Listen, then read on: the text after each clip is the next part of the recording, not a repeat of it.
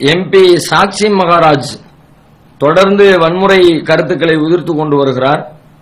அந்த வகையில் இஸ்லாத்தில் முஸ்லிம்களிடத்தில் பெண்கள் ஒரு ஷூக்கு நிகராக கூட மதிக்கப்படுவதில்லை என்று சொல்லி இருக்கிறாரு அப்படின்னு கேட்கிறாரு.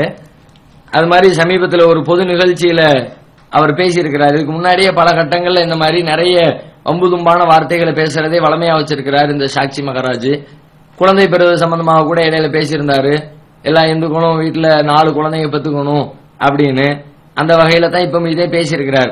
அவருக்கு இஸ்லாத்து குறித்த அறிவு கிடையாது.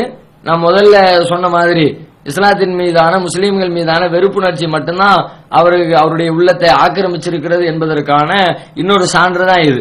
இஸ்லாத்துல பெண்கள் எவ்வாறு மதிக்கப்படுகிறார்கள் என்று சொன்னால் முஸ்லீம்களுடைய நடவடிக்கையை பார்த்தாலும் தெரியும், இஸ்லாமிய கோட்பாடுகளை படிச்சு பார்த்தாலும் தெரியும். ஆனால் யாரு சொல்றாங்கிறத பார்த்தா இன்னும் ஆச்சரியமா இருக்கிறது. இவர் ஒரு தன்னை ஒரு சாமியார் மாதிரி காட்டிக்கிறாரு. அந்த மாதிரியான இடங்கள்ல எவ்வளவு தூரம் அவர் சார்ந்திருக்க மதத்துல பெண்களுக்கு முக்கியத்துவம் வழங்கப்படுகிறது என்பதெல்லாம் எல்லாருக்கும் தெரிஞ்ச செய்தி தான்.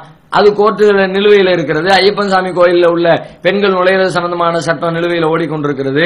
இதே மாதிரி இப்ப சமீபத்துல வட மாநிலத்துல ஒரு கோவில் பெண்கள் அனுமதிக்கப்படுறது சம்பந்தமான உச்சநீதிமன்ற விசாரணை தொடர்ந்து கொண்டிருக்கிறது. இந்த நிலையில அவர் இஸ்லாத்தை பத்தி சொல்றார். முஸ்லீம்கள் இஸ்லாத்துல பெண்கள் எவ்வளவு மதிக்கப்படுகிறார்கள், அவர்கள் ஆணுக்கு சமநிலை என்று சொல்வதைத்தான் இஸ்லாம் மறுக்கிறது. ஆணு மண்ணும் சமம்னு சில பேர் சொல்லிட்டு சமம் கிடையாது. ஆணும் பெண்ணும் சரி, அவங்க ஒவ்வொருத்தரும் ஒவ்வொரு வகையை வித்தியாசப்பட்டவர்கள். சில நேரங்கள்ல ஆணுக்கு முக்கியத்துவம் இருக்கும், சில நேரங்கள்ல பெண்ணுக்கு முக்கியத்துவம் இருக்கும். தேவைக்கு தகுந்தாற் போன்று உரிமைகளும் கடமைகளும் மாறுமே தவிர ஈக்குவலா கொண்டு வைக்காதீங்க. இவங்களுடைய உணர்வு வேற மாதிரி, இவங்களுடைய உடல் அமைப்பு வேற மாதிரி, இவங்களுடைய ஆற்றல் வேற மாதிரி, இவங்களுடைய சிந்தனை வேற மாதிரி. அதே மாதிரி ஒரு ஆணுடைய நடவடிக்கைகள் அனைத்துமே வித்தியாசமா இருக்கும். அதனால 2 பேரையும் ஒரே தட்டில் கொண்டு வந்து நிப்பாட்ட முடியாது. இதுதான் இஸ்லாத்தினுடைய பார்வை. அதை தாண்டி இஸ்லாமிய பெண்களுக்கு இஸ்லாம் வழங்கி இருக்கிற உரிமை இருக்கிறத இப்ப வேறு மதத்தவர்களிடத்துல அவர்களுடைய பெண்களுக்கு சில உரிமைகள் வழங்கப்பட்டிருப்பதாக சொன்னாலும் நிறைய போராட்டங்களுக்கு பிறகு, சில தலைவர்களுடைய கரிசனங்களுக்கு பிறகு, சில சட்ட திருத்தங்களுக்கு பிறகுதான் அந்த உரிமைகள் எல்லாம் கிடைச்சிருக்கிறது. ஆனால் இஸ்லாத்தை பொறுத்தவரை எப்பொழுதோ இஸ்லாமிய பெண்களுக்கு தேவையான உரிமைகளை 1400 ஆண்டுகளுக்கு முன்பே இஸ்லாம் வழங்கிவிட்டது. இஸ்லாத்துல பெண்கள் அவருடைய கல்விக்கு இருக்கிற உரிமை, அவர்களுக்கு வழங்கப்பட வேண்டிய சொத்துரிமை, அவர்கள் தங்களுடைய கணவனை தேர்ந்தெடுக்கிற வாழ்வுரிமை, கணவனை மறுக்கிற விவாகரத்து உரிமை, எல்லா உரிமைகளும் கல்லானாலும் கணவன், புல்லானாலும் புருஷன் அப்படிலாம் கிடையாது. அவங்க பார்த்து வச்சு கட்டிட்டா முடிஞ்சு போச்சு அப்படிலாம் கிடையாது. விரும்பினா தான் கட்டுறது, விரும்பலாட்டி இல்ல, திருமணமே செல்லாது, பிடிக்கலாட்டி ரத்து. அந்த உரிமைகள் எல்லாம் வழங்கப்பட்டிருக்கிறது. அதை தாண்டி பள்ளிவாசலுக்குள்ள வழிபாட்டு தரத்துக்குள்ள நுழைகிற உரிமை அது வழங்கப்பட்டிருக்கிறது. அதுல எந்த சமரசமும் இல்ல.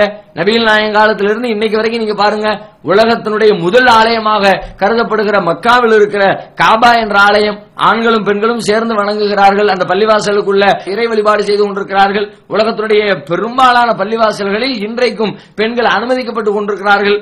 அந்த விவரம் தெரியாம அதையும் சேர்க்கிறார். பள்ளிவாசலுக்குள் பெண்கள் அனுமதிக்கப்படுறதில்லை, வா பள்ளிவாசலுக்கு வா, நாங்க காட்டுறோம். எங்களுடைய நிர்வாகத்தின் கீழே ஏறத்தாழ 1000 பள்ளிவாசல்கள் தமிழகம் முழுவதும் இருக்கிறது. அறியலா காட்டட்டுமா பெண்கள் பள்ளிக்கு வர்றாங்களா இல்லையான்னு? ஒன்றை சொல்வதற்கு முன்னால் அது குறித்த அறிவோடு சொல்ல வேண்டும். அவருக்கு அறிவு கிடையாது. வெறுமனே முஸ்லிம்கள் மீதான வெறுப்பு மட்டும்தான் மிச்சமா இருக்கிறதுனால இப்படி எல்லாம் அவர் பேசத்தான் செய்வார். இந்த பேச்சுக்கள் எல்லாம் ஒரு வகையில் நல்லதுதான். நம்ம இதை கண்டுக்க பயப்படவோ அச்சப்படவோ தேவையில்லை. 2 ஆண்டுகளுக்கு முன்னால் ஏதோ ஒரு பெரிய மாற்றம் இந்த தேசத்திலே நிகழ்ந்துவிடும் என்ற நோக்கத்துல இந்த கட்சியை ஆட்சியில கொண்டு வந்து அமர்த்திய மக்களுக்கெல்லாம் இந்த பேச்சு ஒரு நல்ல பதில கொடுக்கும். இனிமே எக்காலத்திலையும் இவர்கள் தேர்ந்தெடுக்கப்பட்டு விடக் கூடாது, இவர்களுக்கு வாக்களித்து விடக் கூடாது என்ற அழுத்தம் திருத்தமான எண்ணத்தை கொடுப்பதற்கு இது போன்ற பேச்சுக்கள் தேவையானதுதான். எனவே இதிலும் நன்மை இருக்கிறது என்று நாம் புரிந்து கொள்ளலாம்.